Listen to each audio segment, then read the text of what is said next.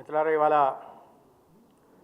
రాష్ట్రీయ ఆర్థిక శాఖ మాత్యులు శ్రీ పయ్యావుల కేశవ్ గారు ప్రవేశపెట్టిన మొదటి బడ్జెట్, పూర్తి స్థాయి బడ్జెట్ ప్రజల ఆకాంక్షలకి అవసరాలకి అనుగుణంగా తీసుకున్న బడ్జెట్. గత ప్రభుత్వ తీవ్ర ఆర్థిక విధ్వంసం నేపథ్యంలో అనేక ప్రతికూలతల నేపథ్యంలో రాష్ట్ర ముఖ్యమంత్రి వర్యులు నిర్దేశించిన లక్ష్యం స్వర్ణాంధ్ర 2047 నాటికి స్వర్ణాంధ్ర కళను సాకారం చేసే దిశగా, గట్టి పునాదులు వేసే దిశగా ఇవాళ బడ్జెట్ ఉంది. అన్ని రంగాలకి ఊతమిచ్చేలాగా, అన్ని వర్గాలకి చేయూతనిచ్చేలాగా ఒక అద్భుతమైన బడ్జెట్ని ఇవాళ ప్రవేశపెట్టారు. ముఖ్యంగా ఆరోగ్య వైద్య విద్య శాఖకి ఈ బడ్జెట్లో పెద్దపీట వేయడం ద్వారా ప్రజారోగ్యానికి ఎటువంటి ప్రాధాన్యతని ఎన్డీఏ ప్రభుత్వం ఇస్తుందన్న విషయం మనకు అర్థమవుతుంది. 265 కోట్లు ఆరోగ్యం వైద్య విద్యకి బడ్జెట్లో కేటాయించారు. 3,22,000 కోట్ల బడ్జెట్లో ఇది 5.98, దాదాపు 6% ఆరోగ్యం వైద్య విద్యకి కేటాయించడం జరిగింది. గత ఆర్థిక సంవత్సరంతో పోలిస్తే ఇది 805 కోట్లు అదనం, అంటే దాదాపు 4% అదనం.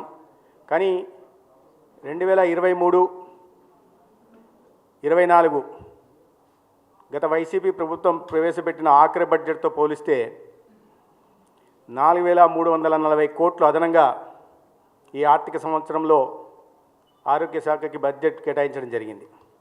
ఇది ఏకంగా 23-24తో పోలిస్తే 29% అదనం.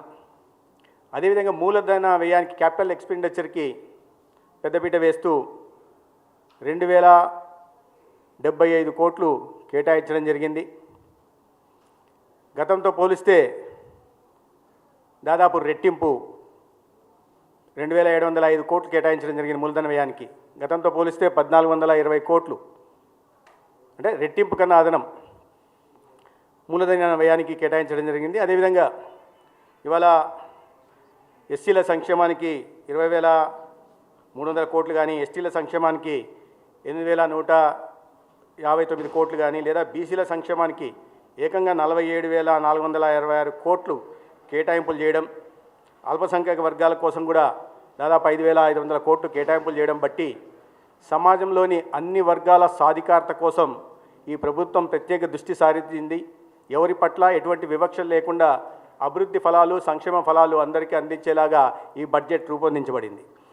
వ్యవసాయ రంగానికి 14,182 కోట్లు, అంటే 23-24తో పోలిస్తే 4 కోట్ల అదనం.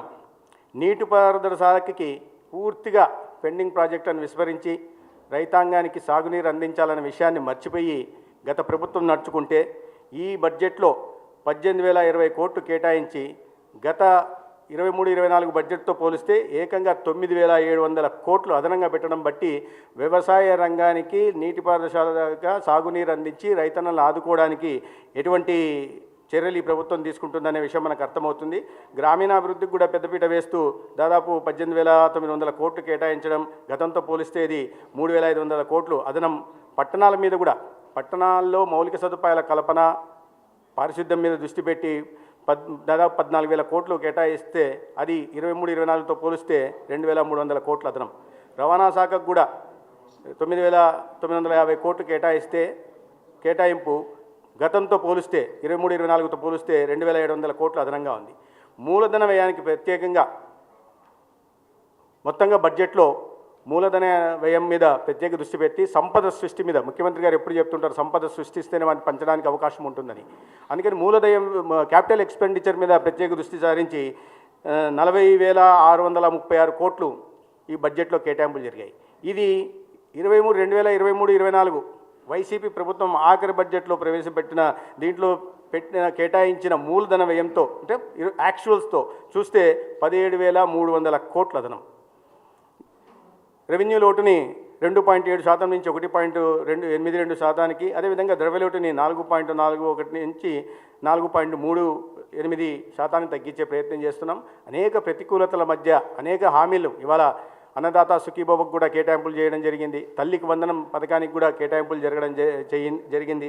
అదేవిధంగా అనేక ఇచ్చిన హామీలు అయితే జలజీవన్ మిషన్ పూర్తిగా గత ప్రభుత్వం సురక్షితమైన మంచినీరు అందించాలనే విషయాన్ని మర్చిపోయి ప్రజల్ని అనారోగ్యం పాలు చేస్తుంటే జలజీవన్ మిషన్కి కూడా 2,500 కోట్లతో ప్రతి ఇంటికి మంచి సురక్షితమైన నీరు అందించే దిశగా కేటాయింపులు జరగడం జరిగింది. అదే రైతుల కొనుగోలు కోసం కానీ లేదా తల్లికి వందనం కోసం 9,407 కోట్లు కానీ లేదా ఈ సామాజిక పెన్షన్లను 27,518 కోట్లు కేటాయించడం ఇవన్నీ చూస్తుంటే ఒకవైపు అభివృద్ధి మీద దృష్టి పెడుతూ రెండో వైపు సంక్షేమానికి కూడా పెద్దపీట వేస్తూ సంక్షేమము అభివృద్ధి రెండు కళ్ళుగా భావిస్తూ సంపదను సృష్టిస్తూ ఈ ఆర్థిక ప్రగతి దోహదపడేలాగా ఈ బడ్జెట్ ఉంది. ఖచ్చితంగా ఈ బడ్జెట్ స్వర్ణాంధ్ర లక్ష్యాన్ని చేరువుగా తీసుకెళ్లే దిశగా ఉంటుంది. ఒక గట్టి పునాది కూడా ఈ బడ్జెట్ వేసిందని నేను భావిస్తున్నాను.